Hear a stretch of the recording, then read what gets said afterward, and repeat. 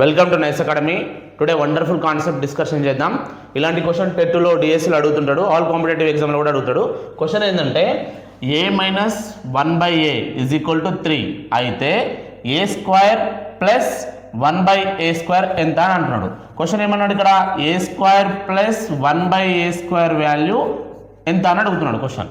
Okay, a minus 1/a is equal to 3. What is the a square plus 1/a²? Here asking the question. ఇట్లా ఉన్నప్పుడు ఏం చేయొద్దు, మీరు ఇక్కడ మైనస్ ఉంది, ఇక్కడ 3 ఉంది కదా, 3 రాయాలి. సేమ్ రాసి దీనికి స్క్వేర్ చేయాలి. ఏ నెంబర్ ఇస్తే అది, ఒకవేళ 5 ఇస్తే 5, ఇగో స్క్వేర్ 3 స్క్వేర్, ఒకవేళ 5 ఇస్తే 5 స్క్వేర్, 7 ఇస్తే 7 స్క్వేర్ రాసి ఇక్కడ క్వశ్చన్ ఏమన్నాడు మనకి, a square plus 1/a². Plus ఉంది కాబట్టి ప్లస్ రాయాలి.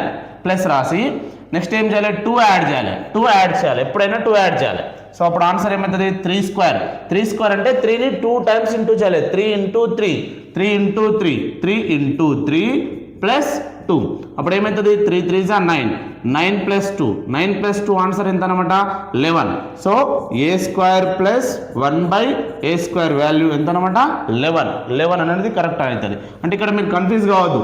a minus 1/a is equal to 3 అయితే a square plus 1/a². Plus ఉంటే ప్లస్ చేయాలి. కాబట్టి ఇక్కడ జాగ్రత్తగా చూసుకోండి. 3 స్క్వేర్ ప్లస్ 2, 3 స్క్వేర్ ఎప్పటికీ 2 యాడ్ చేయాలి, గుర్తుపెట్టుకోండి. ఎప్పటికీ 2 యాడ్ చేయాలి, any question. So 3 square plus 2, 9 plus 2, 3 square is a 9, 9 plus 2 11. Our answer is a correct answer A. Okay friends, ఈ వీడియో నచ్చినట్లయితే మీ ఫ్రెండ్స్కి షేర్ చేయండి, లైక్ చేయండి, సబ్స్క్రైబ్ చేయండి. Thank you so much.